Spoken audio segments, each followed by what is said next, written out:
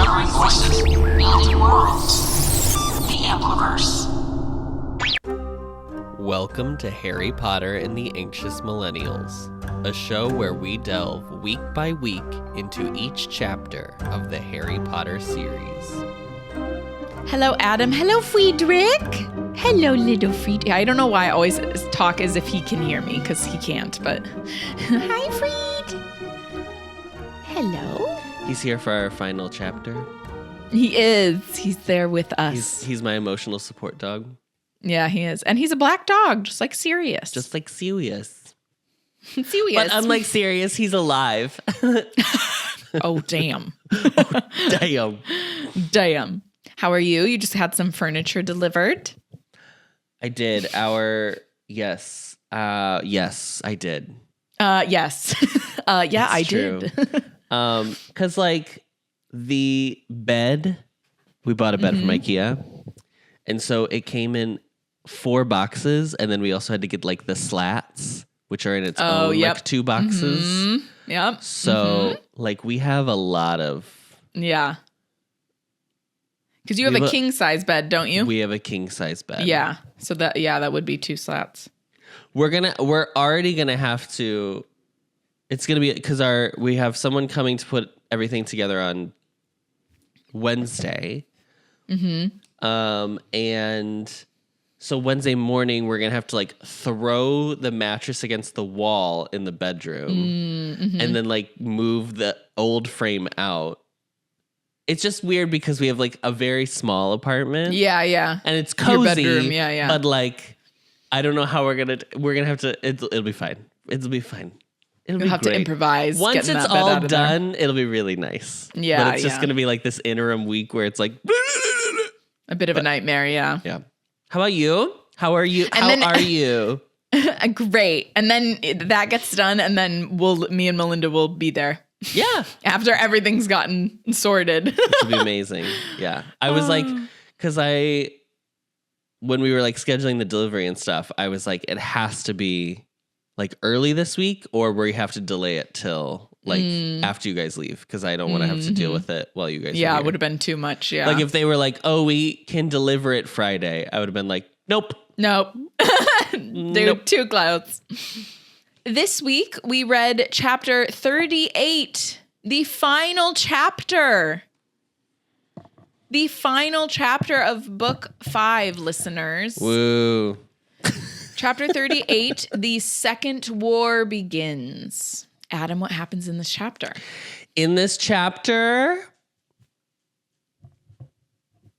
Harry grapples with his loss of Sirius and struggles in different ways to come to terms with it, and then goes home. Yeah, pretty much. Takes that Muggle train back to Muggle London. Yeah. Yep. I'm going to start this by reading the article from the Daily Prophet. Sunday Prophet, technically. Okay. He who must not be named returns. In a brief statement on Friday night, Minister for Magic. Yeah, what is that? That's weird. Minister for Magic. Did they change that just for the movie? Like, do we think Minister of Magic, but it actually wasn't? No, they say Minister of Magic. Yeah, the kids always say. They say Minister of Magic. Wonder if that's a mistake. Minister for Magic Cornelius Fudge confirmed that he who must not be named has returned to this country and is once more active.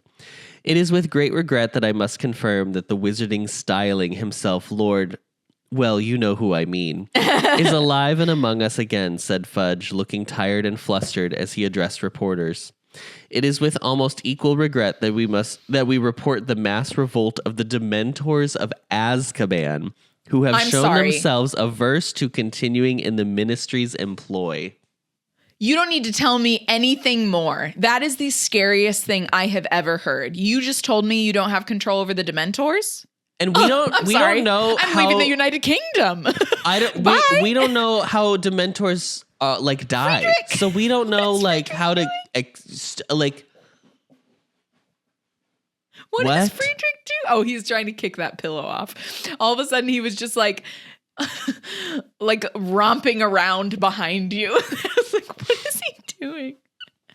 Freed. Lay down. Freed. Aw, his little ear. Does that happen a lot? Does his ears? Do his ears get bent? Lay Oh, down. Lay down. oh, there he is. Yeah, crazy.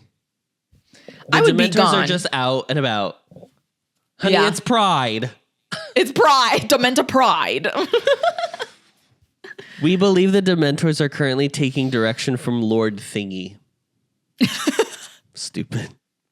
We urge the magical Lord population Thingy. to remain. What I feel.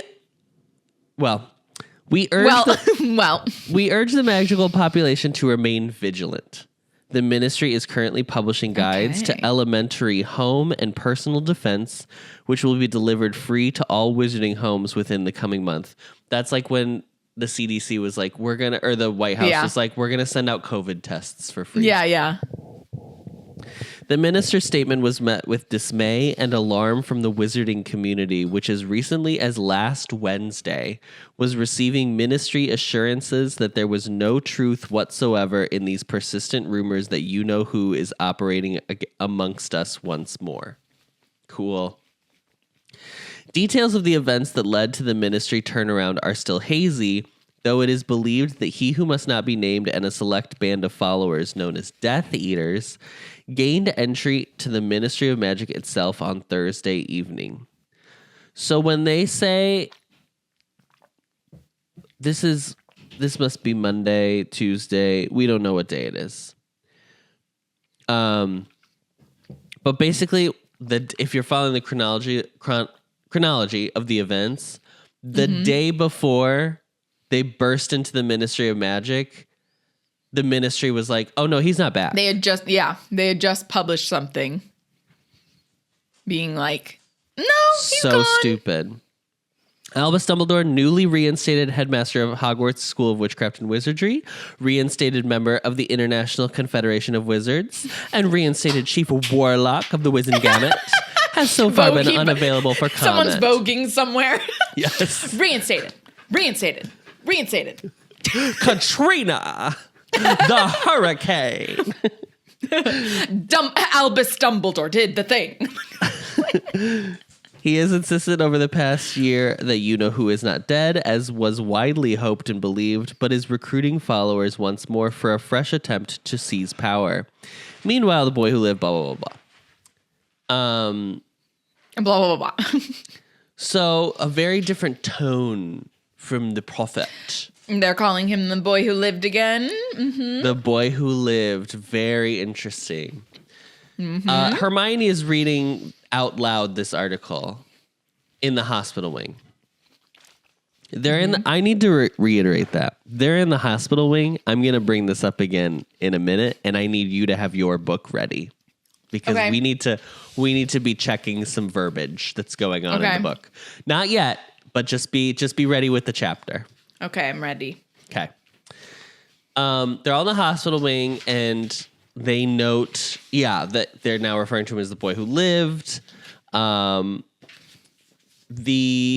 While we're kind of having this conversation between kind of all six of them, they're all in the hospital wing. Harry's the only one who's free to roam about, do whatever he likes, because they've all basically been super injured. And Harry injured. Harry just walked away with emotional trauma, a different kind of trauma. Emotional trauma. Generational trauma. Let's talk about some things that happened to these characters. Ron Weasley. RJ's phantom hand, yeah. Who was that? Ron Weasley. Was he being a character? He was being a Who was he character. being? Oh, who? Mad version of himself. Oh, I thought like he was being a Harry Potter. That's Harry. That's Harry this chapter. So Ron had been, as we recall from 2 chapters ago, Ron had been 2 or 3, I don't even know anymore, 2 chapters ago. Ron had been attacked by brains, Okay. I don't understand how that hasn't gotten more attention, Adam. And also, like, they kind of just left him to deal with it. Which was also crazy. He was still struggling. He was still struggling when I last saw him, so he's good. Did you just hear? Crazy. So the brains, the tentacles that the brains had left welts on Ron's forearms, but Madame Pomfrey says that thoughts could leave deeper scarring than anything else. Now I understand it's like Joe writing in a little joke. Okay. Like emotional trauma. Yeah, emotional trauma. I get that. But like, what does that does it mean that he saw something? Does it mean, what does it mean? I want to know what Ron went through. Like when they came into contact with his skin, what happened? Somebody send me the fanfic, because I'm sure it exists, of what Ron... I just want to know everything that was going on when Harry and Neville like went into the dais room. Like, what was going on still in the brain room? Right. Hermione's like passed out. Ginny's ankle's broken. Luna's like... She got hit in the face with a spell, so she was like knocked out with a broken ankle. Ron's got like... Fighting a brain. Jellyfish on his arm. Yeah. I wanted to note, though, back in that battle, that I think the reason she takes Ron and Hermione out is so that he can be with Neville at the end. Because, like, the first book, technically it's Ron and Hermione go with him, but then Harry ends up in the final room alone. Yeah. Second book, it's Ron and Harry. Yeah. But it's still just Harry. Third book, it's Ron and Hermione. Yeah. But it's still just ends up being Harry. Yeah. Fourth book, it's just Harry, because that's the Triwizard Tournament. Yeah. So then fifth book, she takes them both out. So it's Ron and kind of Neville, but it's really just... Yeah. Did I say Ron? Harry and Neville. Harry and Neville. Yeah. But then it's really just Harry. Yeah. So I think she's trying to like make it equal and balanced of like who helps him get to the finish line. Mm-hmm. This is something I thought about. Meanwhile, Hermione is back from St. Mungo's. She had to go there for a little stint, but she's back. And she's still in the hospital wing, and she's taking 10 potions a day to heal from the curse that Dolohov had used on her. And that was without him even saying the spell. I think she would have been dead if he could say it. I think she would have died. That's crazy. Yeah, it's really scary. That spell is really scary to think about. Do we even know what the spell is? No, I don't think we ever find out. Cool. Because it's not Sectum Sempra. No. Because that's different. Yeah. Because that's not purple. So, yeah, Sectum Sempra is like it like cuts you open. Yeah. And we know the person who developed the spell. Yeah. Okay.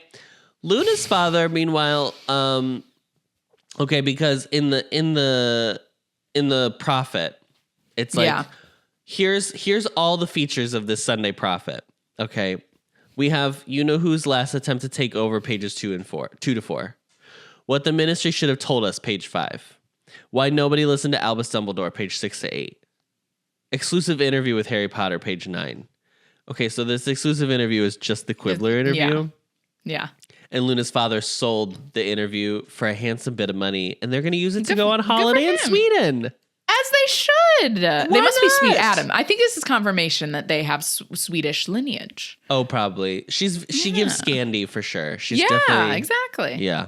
Oh, yeah. They're going to go look for some gnomes up there for sure. Yeah. So because Hermione has been the one who's been gone, she's the vehicle for Joe to ask the questions. Mm-hmm. So what else has been going on in school? Well, Flitwick has gotten rid of the swamp in 3 seconds flat. Of course he did. Of course But this is the most important part of this. He's left a bit of the swamp left, Because he said it was a good bit of magic. And honestly, if Flitwick is the only character in this book series that recognizes Fred and George's talent, I'm going to scream. Hello. These two. Incredible. Wild. That's okay. They're living their dream now in the real world. They're doing so well. We're going to see them in a bit. It's fine. Dumbledore's back, obviously, at Hogwarts, which means Umbridge is gone, which means that Filch is distraught. Very upset. Because Umbridge, as in his words, was the best thing to ever happen to Hogwarts, School of Witchcraft and Wizardry. So please die. He's got to be so old. Girl, he's got to be so old. Do squibs live longer than humans? Oh, good question. Because wizards do, apparently. Allegedly, like Albus Dumbledore is, yeah. Yeah. So when they bring up Professor Umbridge, they lower their voices because this is where we find out that she is in the bed across from them. She's in the room and she's like them. Sitting up, looking at the ceiling, like losing her mind, and hasn't really spoken since she came back out of the woods. Apparently what happened was Dumbledore strode into the forest and like 20 minutes later came back out and he was like aiding her walking out of the forest and not a scratch was on him. Can I say something? I'd love you to say something. I love that she made a point to include this. I hate giving her a compliment, but I just want to say, I love that she included this because I love the fact that this is who Albus Dumbledore is. Like, this woman was so ready to throw him in Azkaban. She was like out for blood for him, took his position, was doing whatever she could basically to like take all of the power from him. And he could have just left her dumbass in that forest. And he went and got her and brought her back. And Wild. I'm just like, I love that that's who he is. And I feel like there's a similar thing that kind of happens in this book where our trio will like go and save Malfoy at some point, I think in the last book. And it's just a similar type of like, even though that person was so horrible, like you're not going to stoop to their level and just like let something horrible happen. When they go low. To them. Yes, yeah. What was that thing that Michelle Obama said? Yes. I have we never go once claimed to be intelligent, Ari, so you cannot hold that against me. Not true. You are very intelligent. But yeah, I just love that. I don't know why. That just made such an impact on me because I did not remember that detail at all, that he was the one that went and got her. What I do you thought think she just happened? like showed up. I don't know. I'm sure that they had her like tied up to a tree or something somewhere, or do you know what I mean? Or maybe they did the thing where they like tied her hands and she was having to like walk behind them in the forest while they like tugged her along. I don't know. But I mean, whatever he did, I think he was able to negotiate something. Yeah. Just negotiated a way for them to give her back, basically. But yeah, just the fact that he walked in and just walked out with her, like walked in by himself, like, a king. Crazy. Love him. And so Slay Dumbledore. She hasn't like spoken since then. And Poppy says it's because she's in shock. Ginny says she's like sulking. I don't think that's true, Ginny. I do think she probably experienced something in the woods. Yeah, Ginny, come on. Ron does a bit where he was like, she reacts though if you do this, and he makes like clip clop noises.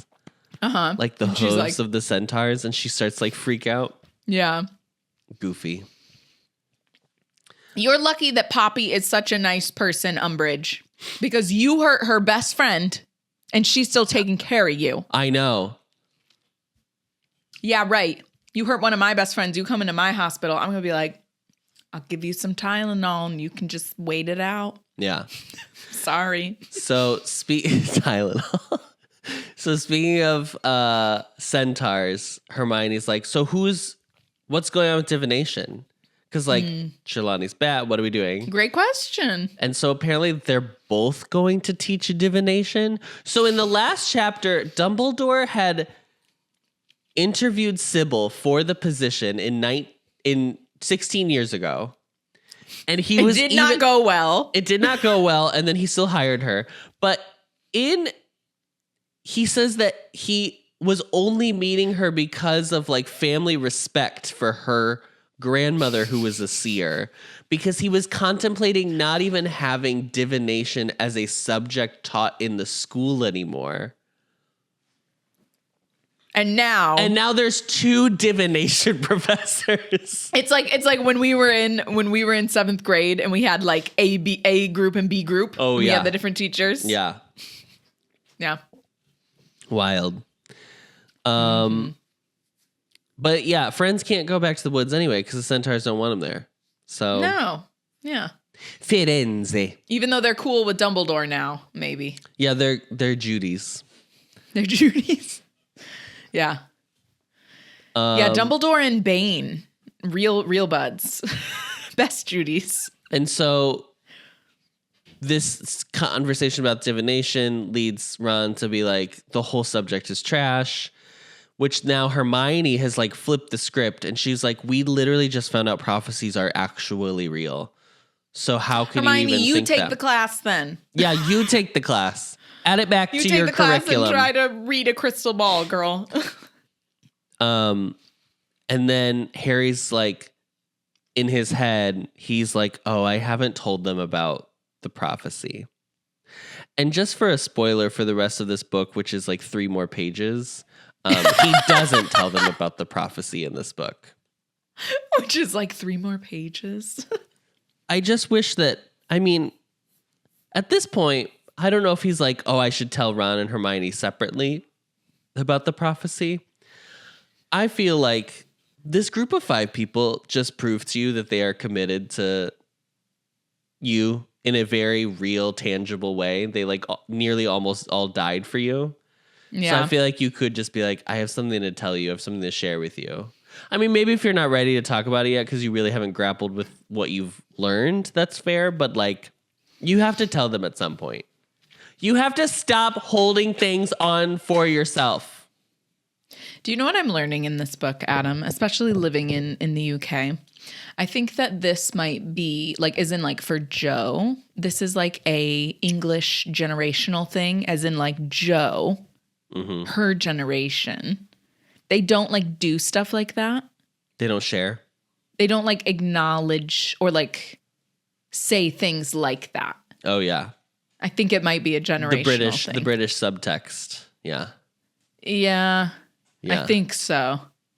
And so I think there's a little bit of that has come through in her writing to Harry. Interesting. Yeah. It's a fascinating. We may speak the same language, but we are different people culturally. And that's something to think about. Yeah. And that's something to think about. Honestly, but like even in America, there are like different regions of the country that completely act in totally different ways. Yeah. Like Southerners, I feel like are also they're also very British in the way they will talk around a subject.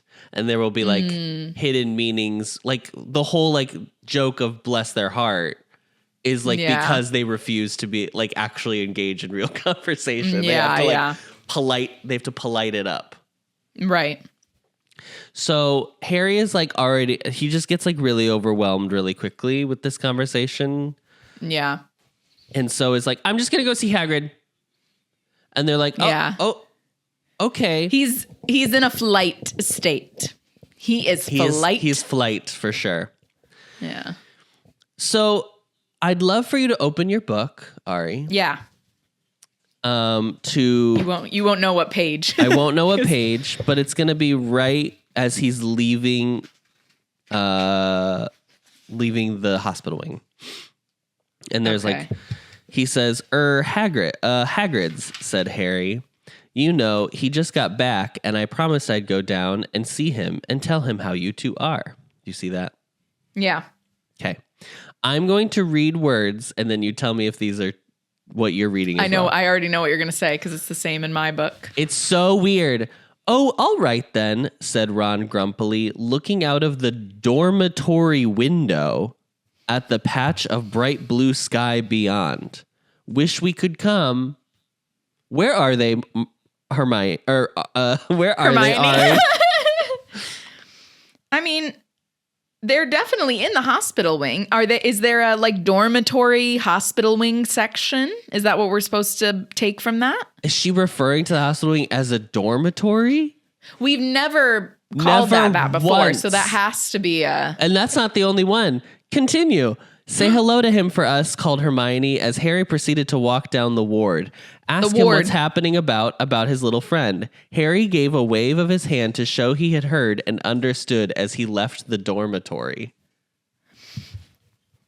What? The only thing... What's happening? Yeah. The only thing I could think of is that, yeah, that is really weird. And it doesn't make sense. Like, fine, we can believe that there's like a section that is like a separated section that's a dormitory in the hospital wing, but you've never said that before? But I also don't think it would be because Umbridge is across from them. No, I definitely think it's just a mistake. Yeah, it's weird. How did that not get... When I read... This is what I'm saying, girl. They were churning out these books. Because I was like reading it, and then I got to the point where it was like he understood as he left the dormitory, and I was like, wait, were they in the Gryffindor comment? Yeah. Like, were they... So I had to like go back and read the whole thing and was like, did I miss... Did I miss something? What? It was very weird. Yeah, that is weird. So... he heads down to Hagrid's. In the entrance hall, he runs into Malfoy. And this is another one where I'm like, I don't understand what... Okay, I'm going to read... Again, I'm sorry I'm reading a lot, but like... It's okay. She phoned in this last chapter. I got to be really honest. I really got to be honest here. So he runs into Malfoy. He checks for signs of teachers. Then he looked back at Harry and said in a low voice, "You're dead, Potter." Harry raised his eyebrows. "Funny," he said. "You'd think I'd have stopped walking around, ... Malfoy looked angrier than Harry had ever seen him. What does that retort even mean? Funny, you'd think I'd have stopped walking around. Because he said you're dead. Oh. I don't even think it's funny. Gonna say, oh my God, I loved that bit. I was like, good one. Oh. You'd think I'd stopped walking around. Stupid. So anyway, Dead. Thank you for explaining that shit joke to me. I loved it. So then they kind of get into it. We learn that Lucius Malfoy has gone to Azkaban. Mm-hmm. So boy, bye. So they like actually rounded up those Death Eaters and were like, get out. Correction. Dumbledore did. Right. Everyone else was dueling. Right. And Dumbledore came in and did the thing. Yeah. Angela Bassett did the thing. Albus Dumbledore did the thing. And then Malfoy's like, yeah, but there's no Dementors there, so they're gonna break out really quickly. And like, so there's just no one that can like work as like security at this maximum security penitentiary. Not at Azkaban and not at the Ministry of Magic. So I have to assume that there's no way to apparate into and out of Azkaban. Mm-mm. One has to assume. Can't be. Okay. There must not be any fireplaces. No fireplaces. No brooms. No fireplaces in Azkaban. Definitely not. No. Oy, oy, oy. So it gets really heated and they pull wands on each other. Just start dueling in the middle of the entrance hall on like the last 2 days of school. It's a great idea. No notes. Mm-hmm. Snape walks up right then because of course he does. He calls out and is like, oh my God. And if you thought Harry was mad before toward Malfoy, guess what, girl? Oh, you ain't seen nothing. It's nothing for how he feels about Snape. He really believes, to some degree, that because Snape kept goading him that he wasn't doing anything, that's why he like left. Mm-hmm. And Snape is an asshole. Oh yeah. We will be the first ones We to will be tell the you on first this, to tell on you this that. podcast. But also Sirius was a man in his mid-30s. So like he needed to let some of that go. Sirius is our age essentially. He's a little he's bit older than yeah. us. He's older than us. Yeah. He's a little bit older than us. I would not, if somebody was like, "Oh, you're not helping out," I'd be like, "No." Because I'm not trying to go back to Azkaban. You want to go? Yeah. Go ahead. Yeah. Also, I'm not going to put myself in the line of fire so that Harry can be left with no guardian. Right. I have just responsibility to be alive as I have to protect him. Exactly. What do you have to live for? There. What do you live for, Professor Snape? Yeah, Snivelus. Yeah. Because nobody likes you. You got no one over there. Yeah. You got Albus. You got your dirty socks. That's what you got. Your dirty underwear. Your dirty little underwear. Nasty. Nasty. So he asks, like, Harry, why do you have your wand out?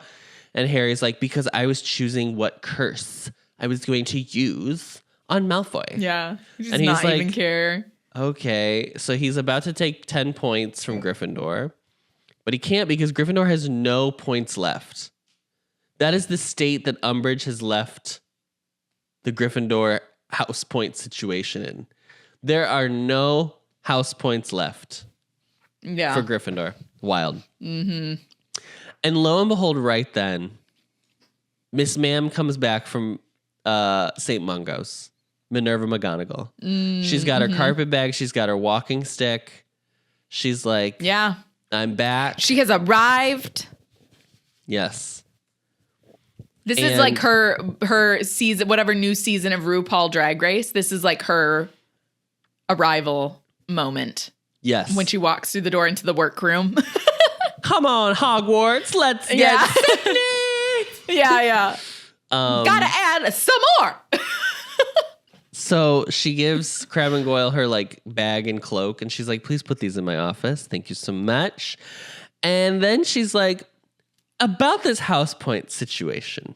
Yeah. Let's talk about it. She said, because you all helped everybody realize that Voldemort is back, I'm awarding everybody 50 points. Yeah. So we've got Harry.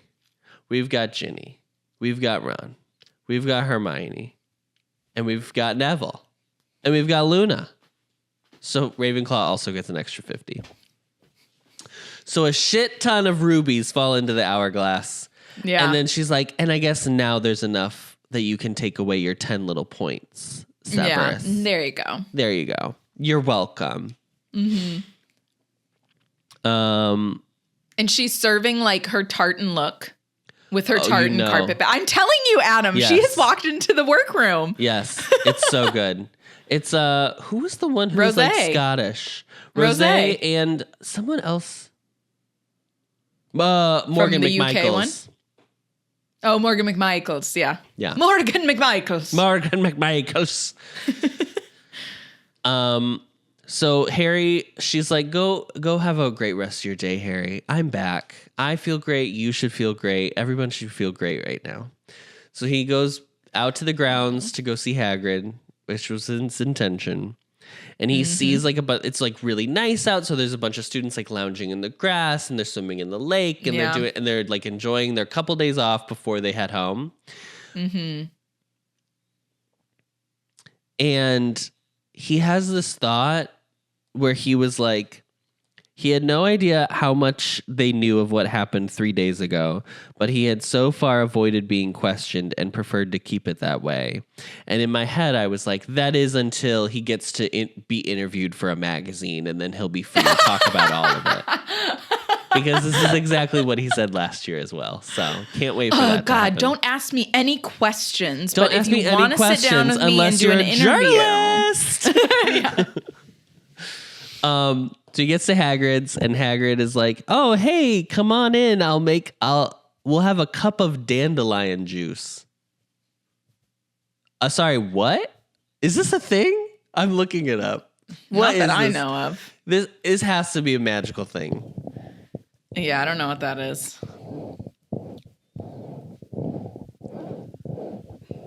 I mean, there's dandelion green detox juice, but this is all like Health stuff. this is all health bullshit. So I just feel like this isn't real. Girl, Hagrid's on a little health kick. Leave him alone. Yes, he's in his Trying to Herbalife slim up a era. little bit. Yeah, he's in his Herbalife era. Hey, girl boss. Yeah, it's so funny. Trelawney got to him. Yeah. While they were She away, while he was recruited. away, he was Yeah. like, actually, I do need to make wanna do some that." money. Don't you want to be your own boss? So Harry asks about like Grop, how Grop's doing. And he says, What? I've been thinking about trying to find him a lady friend, actually. Oh, yes, he did say that. Hagrid, now you're going to play matchmaker? Oh, man. What is happening? I don't know. Hagrid's not well, and I don't think... Remind me, does Grop come back in the next book? Like, or is it... Yes? Yeah. Jesus, well, God. at one point, we don't really interact with him at all. Good Lord. It's like at the end of the book. Cool. Great. Mm-hmm. Slay. That I'm going to say, Grop is my... what were those fucking things called in book 4? The Blast-ended Scroots. Blast-ended Scroots. Yeah. Grop is my blast-ended Scroot of this book, where I'm Yeah. like, and it's not the Yeah, I whole know. book, so that's good, but like, I do not care. But see what I'm saying though, that like, so the situation with Umbridge, how like they went into the woods and then like Grop did kind of help. Oh no, that wasn't even with Umbridge. Umbridge had already left at that point. It was with the so Grop, I centaurs. guess, yeah, the centaurs. So Grop does help them with the centaurs. Yeah. But I was like, I don't think that's enough for me. Like it wasn't enough of a payoff of like why Grop needed to be in the book in the first place. Like I just was like, and that was what you, okay. Like I was like, it's not good enough. No. It's just, there's not. And it's not really developed, and I don't know what it's trying to do, No. and whatever. Yeah. And so they kind of turn the topic to Sirius, which Harry, obviously gets uncomfortable with. Mm-hmm. So then Hagrid says, I knew Sirius longer than you did. And he died in battle, and that's the way he'd have wanted to go. And Harry interrupts and says, he yells, he didn't want to go at all. And I just wouldn't react that way. I understand what Hagrid's trying to do, and that would bring me some comfort to know that like Right. Sirius died the way he would have wanted to die. Because that is true. The person that Sirius is would have wanted to go out, a Gryffindor. right. A Gryffindor would have wanted to go out that way instead of just sitting. Do you know what I mean? Right. What would be more helpful for you to hear? Like, yeah, you're right. He didn't want to die at all. But now he's dead. Yeah. But he didn't want to die. And it's your fault. Yeah.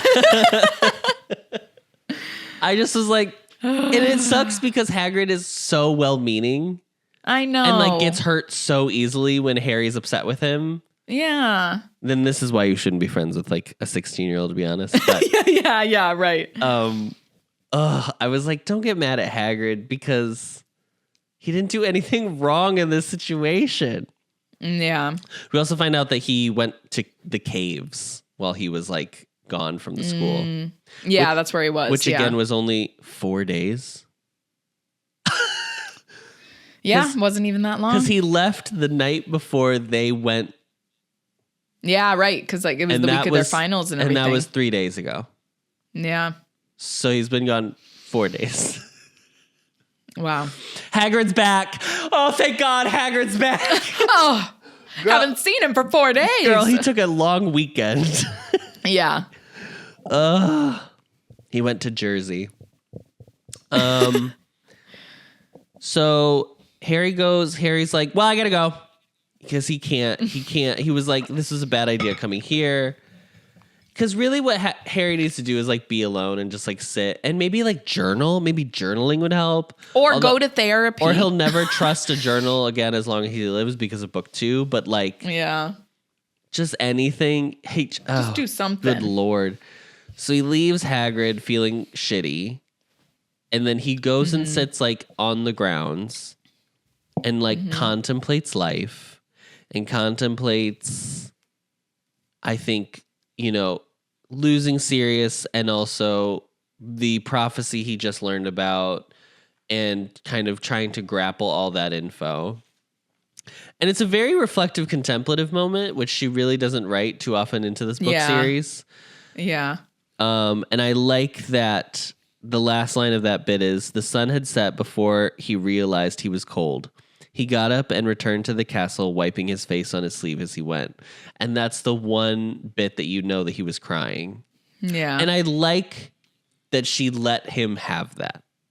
Mm-hmm. Because she's been so averse to having him like cry. Yeah. Because I think Joe thinks it would make Harry a weak character if he cries. But notice she still didn't say like tears fell from Correct. him. Yeah. You have to read into it that's why he's wiping his face. Yeah. But I had the same thought. I was like, I'm glad he was able to just freaking cry. Yeah. You feel better after you cry. There's a reason why like we feel like we just want to cry sometimes because it's a release. Like, yes, it's catharsis. Cry. So, Ron and Hermione are now out of the hospital wing, and Hermione has been trying to bring up Sirius, but Ron has been like, don't do that. And Harry didn't really know if he was ready to talk about it yet. Mm-hmm. Which, fair enough. Yeah. And then it's like a couple days before they have to go back home. Mm-hmm. Meanwhile, Professor Umbridge, she left. She's healed. She from gone. Whatever the hell happened to her, she healed. Yeah, we don't know. She tried to leave during the middle of like a dinner. But it didn't work out very well. Did not work her. out because guess what? Peeves found her. And so he chased her out and kept hitting her, alternating between one hand holding McGonagall's walking stick and another hand which had like a sock filled with chalk. And just like beating her. And then people heard her like running out, so then they went to like go watch her run. Watch this happen. And then there's like this bit where like McGonagall's like, no, don't. Oh no, stop. Come back. Yeah. And apparently other people heard that she was like bummed she didn't get to go watch this happen as well. Oh, yeah. That's so funny. I mean, same Minnie. She hated her. Yeah. They were enemies. Arch nemesis. Yeah. Which is funny because they're similar in that they both they like rules. Yes, for very different reasons. For very different reasons, yep. For polar opposite reasons. Yep. So it's the last night. It's the end of term feast. And Harry is like, I really don't want to go. So he's kind of avoided packing until this moment. And Ron's like, you can just do it tomorrow before we need to leave for the train. It's fine. And Harry's like, no, you go enjoy the feast. That'll be fine. So he starts packing. He's alone in the dormitory. This is the dormitory, by the way, just so we're clear. This is. We're not in the hospital wing. No. He's packing his trunk, and then he finds... Oh, I'm so annoyed. He finds the gift that Sirius gave him at the door of number 12 Grimmauld Place. When what Sirius told him was, use it if you need me. All right? And he didn't. Yeah. And guess what, Mimi? He didn't. He opens the package and he finds mirrors. A mirror. He turned the mirror over. There on the reverse side was a note scribbled from Sirius. This is a two-way mirror. I've got the other one of the pair. If you need to speak to me, just say my name into it. You'll appear in my mirror, and I'll be able to talk in yours. James and I used to use them when we were in separate detentions. So immediately... AKA FaceTime. It's FaceTime. And this is pre the invention of FaceTime. So I'm going to give it to Wizards on this one. This is not them pulling a muggle thing into the wizarding world. Okay. Yeah. This is pre-FaceTime. Good for them. Mm-hmm. So Harry immediately, and I don't understand this. I mean, like he is still in denial that Sirius is dead. He's going through the stages of grief. He goes through like all of them in this chapter. Yeah. Basically. He fully is like, I'm going to say Sirius's name into this mirror and he's going to appear and we're going to have a conversation. Yeah. And it doesn't, obviously, because he's dead. Mm-hmm. And then he like has this thought where it's like, oh, it's because he didn't have the mirror on him when he died. Mm-hmm. And I was more like, no, it's because he's dead. It has nothing to do with the weather, not the mirror. I mean, he may have had the mirror with him, but like, girl.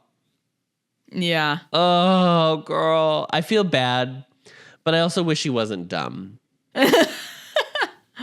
Yeah, he's just really grasping at straws here. I know. The worst one genuinely is the one that's next. So he has this thought when the mirror doesn't work out that he's like, there is a way that I could connect with Sirius that is way better than a mirror. I would be able to like basically see him. Mm-hmm. And so he runs out into the corridors and he's just trying to find a ghost. He runs into nearly headless Nick. He's like, Nick, I need to ask you something. And Nick is like, I'm trying to go to the feast. And Harry's like, I just need like a couple minutes of your time. And Nick's like, okay, I guess. I should have. I knew this was bound to happen. And I knew you were going to seek me out. And Harry was like, what the fuck are you talking about? I've never looked for you once in the 5 years that I've been in this school. You invited me to your death day party, girl. I didn't even want to come. We're not even friends. And so Nick is like, I should have known. This always happens when someone loses someone close to them. Mm-hmm. Which I thought this is a very melancholy scene. Like Nick is so sad during this whole scene. Because he's had to have this conversation so many times with so many students. I know, that's what I was thinking of. Yeah, like how many people have come to him. Yeah. Ugh. And how many of them have been like, my dog died. I know. And that would like be sad. Ugh. So he basically is like, he wants to know like how ghosts work. How ghosts work. Yeah. Because he's never asked. Now, this is where Harry and I are different because that's the first thing. The first thing you would ask. I would have been like, I need to know how you died. I need to know what happened the second you died. I need to know like why are you here? Because I don't think you died at Hogwarts. So why did you choose to be here? Like I would have known what's this going on. The third week of my first year at Hogwarts. Yeah. Harry and I are different people. It's fine. Same. And so he just basically wants to know like what happened. And Nick is like, well, first of all, only wizards can be ghosts. And Harry's like, well, slay. The person who died is a wizard. Perfect. And Nearly Headless Nick is like, okay. And then he's like, he's not coming back. And Harry's it would have like already happened, basically. And Harry's like, what are you talking about? He's a wizard. He can come back as a ghost. Why wouldn't he? He was such he loved life. And what is being a ghost if not just being he loved life, dead alive? And Nick is like, you make a choice. Basically, you make a choice when you die, and you can leave an imprint of yourself on the world. Yeah. And it's if you're kind of like too scared to embrace death, that's your choice is like whatever. And he was like, I made the choice to become a ghost, and sometimes I like regret my choice because now I'm like stuck. Yeah. And then he's like, so yeah, he's not he moved on. He went to wherever it goes next. And Harry's like, what's next? Where do we go? Yeah. And Nick is like, I can't answer that question clearly because I'm here. So I don't know what's next. Yeah. Oh, this is a very heady philosophical conversation between these two characters. Trying to grapple with what happens after death. Mm-hmm. And so then Nick is like, so that's it. Sorry. And like leaves. Mm-hmm. And Harry's like, just like deflated because like both things he thought hopeful, have now turned out to not work. Yeah. So he goes out into the hallway and he notices like Luna's in the hallway, put it like at a notice board. And he's like, fuck, I'm the only one in the hallway. She's definitely going to hear that I'm here. I don't know why he's still acting like this. This girl literally almost died for you. Yeah, y'all are friends. You can stop acting like she's a freak of nature. It's really annoying. Yeah. So he walks up to her and he's like, what are you doing? And she's like, I'm putting up notices of my things that have gone missing so that people return them. This poor girl. And he's like, people just take your stuff? And she's like, oh yeah, because they think I'm weird. And then she's like, do you know they call me Loony Lovegood? And then this is like the first moment where Harry like feels bad for Luna. Yeah, feels something different than what the grief he's been feeling. Yeah. Yeah, that's true too. But I think it's also the first moment where he like, oh, she's like a real person. Empathy. Yeah, my God. So then she's like, anyway, why aren't you at the feast? And he's like, I just didn't feel like going. So he remembers that she was able to see the Thestrals. And so he was like, hey, who did you see that like died, basically? Who did you see die? And she said that her mother, when she was 9, she was an intelligent witch and she liked to experiment. And one of her spells went rather badly one day. Mm-hmm. So this lady blew herself up, which is absolutely crazy. I mean, we don't know that for sure, but it's wild. So that's very sad. And so that's like what she's had to go through, blah, blah, blah. Which kind of like gives them a nice bond to each other that they've been through something traumatic like that. And then she's like, she mentions that she knows, basically she says, it's not as though I'll never see Mom again, is it? And then she's like, because you heard them and the veil. And that's when he remembers that he heard the voices on the other side of the veil, which is, it's basically like your loved ones that you've lost, like just waiting for you to get to the other side. Yeah. So it's not what we thought, which was like, you've been close to death. It's that you've had people close to you die. Yeah. But then why does Ginny have this? Maybe because she was close to Riddle. But he's not dead. Well, that part of him is, though. I guess, but it doesn't. Something about it is weird. Yeah, I don't know. It's not totally explained. Unless that's just like the voices are different than if you're drawn to it. But it seemed to all be one and the same. Yeah. Anyway, we'll never know. So it's fine. But that's what they talk about. And so it does, I think, bring a little bit of comfort to Harry, knowing that like maybe one day he will see Sirius again. Yeah. And it's very nice. It says she walked away from him, and as he watched her go, he found the terrible weight in his stomach seemed to have lessened slightly, which is very sweet.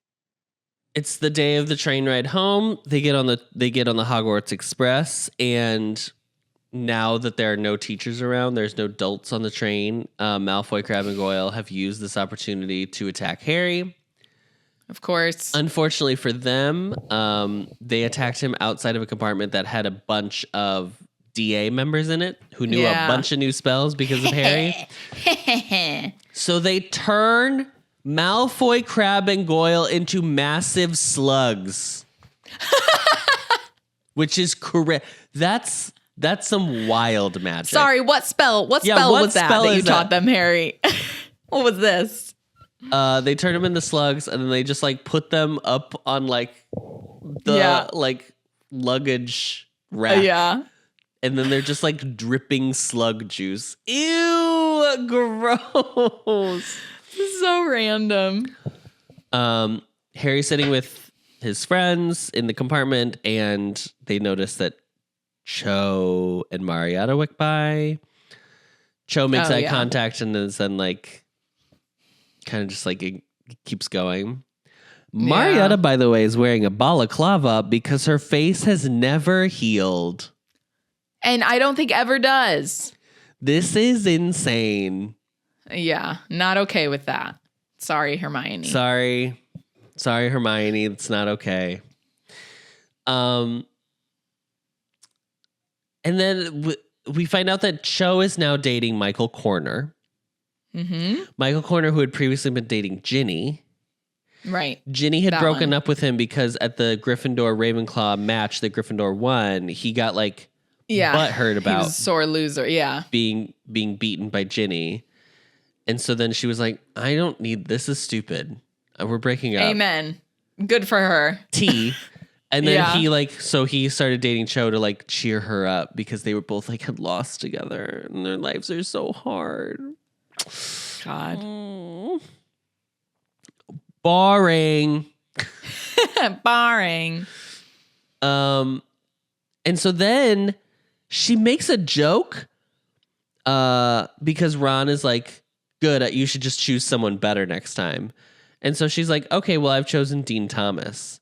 Is she actually dating Dean Thomas or is she goading him? Yeah. Okay, I couldn't remember. Yeah. No, they're actually dating. I was like, oh, great. Slay. Good for her. Yeah. I think of everyone in this book series so far, that's who I would also be like, I want to date Dean Thomas. He seems like the most normal, level-headed one. Who's the one who's like going to be just a most down to earth, just a nice guy? Yeah. It's going to be Dean Thomas. Yeah. And they get off the train. When they arrive, Harry contemplates. This is like, he said this is the most he's ever wanted to never go back home. Like he's just dreading going back to Privet Drive. Which is weird because I feel like in every book, he's like... You always talk about how much you don't want to go. Yeah, and I was like, why is it extra bad? Especially now he knows that he's protected there. I don't know. Yeah. I didn't know what the like through line was, but he gets off the train and they get out of the platform, so they're back into like Muggle King's Cross. Right. And they see a whole welcoming brigade. Oh yeah, the whole half of the orders. Half the orders. You've got Moody, you've got Tonks, you've got Lupin, you've got Molly, you've got Arthur, you've got Fred, you've got George, you've got keckity pow. And they're like, "Why are you here?" And it's clearly because they need to talk to Aunt Petunia and Uncle Vernon about Harry. So they walk over. By the way, Moody is wearing this like askew bowler hat that's like covering his like magical eye. Yeah. It's actually very Fosse the way I imagine he's wearing. Yeah. Yeah. Exactly.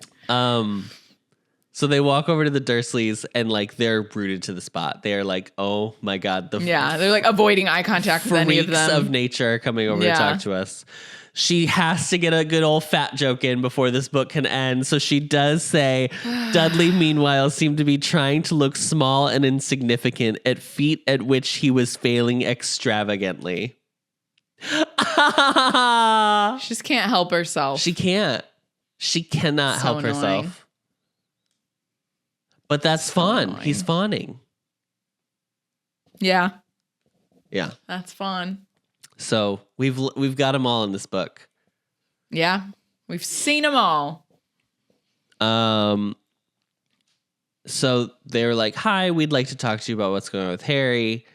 And the point is that they like are like, if we hear that you're treating Harry badly, I feel like this probably should have done in like book one and book one. I don't know why we're waiting to like, basically he's an adult, but okay. Come on. So here's what's going to happen. You're going to treat him well. If we hear that he's not being treated well, we're going to, come and take care of the situation. Have some words. Yeah. Yeah. And then they're like, also, he needs to be communicating with us at least every 3 days. If we go longer than 3 days without hearing about him, we're going to send someone to stop by and check in on things. I mean, they're like turning into CPS at this point. Yeah, it is a CPS, yeah. And Petunia, it's so funny because Moody has they say Moody has a bowler hat on. I think Vernon's like more comfortable talking to him because at least he's like, he's kind of like me. He's not. Petunia can't even look at Tonks's pink hair. Tonks. Yeah. Like truly can't even deal with it. And then Arthur is just there to like make jokes and say fellytone instead of telephone. The classics. The classics. And so while they're threatening him, Vernon is incredulous. How dare you threaten me? Who do you think you are?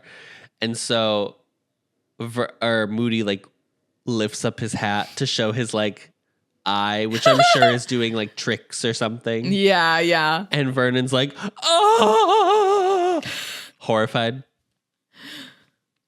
And so then they're like, great. Now that we've taken care of that, have a great summer, Harry. Molly's See you soon. We'll get you out of there as fast as we can. Molly's like, we're going to get you out quick, honey. Uh-huh. Because the spell is the protection, Harry's protection at the house is as long as you can still call it your home, you are protected here. So that's why he has to go back home every summer. Exactly. Because that's the whole point of the spell. Yes. I still feel like he could just move into the burrow and it would be fine. Well, he does eventually, but we won't talk about that. Yeah. So then they're like, okay, have a great summer. See ya. Bye. See you soon. Love you. I do think it's funny that Ron shakes Harry's hand as they leave. Yeah. All right. Too bad. You know how we're men now. You know how you shake your best friend's hand. So goofy. And then they head out, and that's it. That's the end of the chapter. That's the end of this book. The book. Amazing. It's over. Longest Thank book. you, Adam. The longest book. Over. All right, that wraps up this book. Yes. The end. The end of sentence. Full stop. We do have a comment. This comment is from Sophia Drenkard. I hope I said that right. Drenkard. The vision in book 4 is not the first chapter. It is more like we get the story from Frank's POV, and then Harry wakes up and vaguely remembers the scene, but I always thought from Voldy's POV. Yes, correct. It's from Frank's point of view. Yeah, Harry doesn't know the Frank's background. The Frank detail. Yeah, that's he for went to us. war and blah blah blah blah. Correct. Totally. Yes, you are correct. Totally right. Sophia. Because I think I did shortcut it and say the first chapter is Harry's vision, which yes is not true.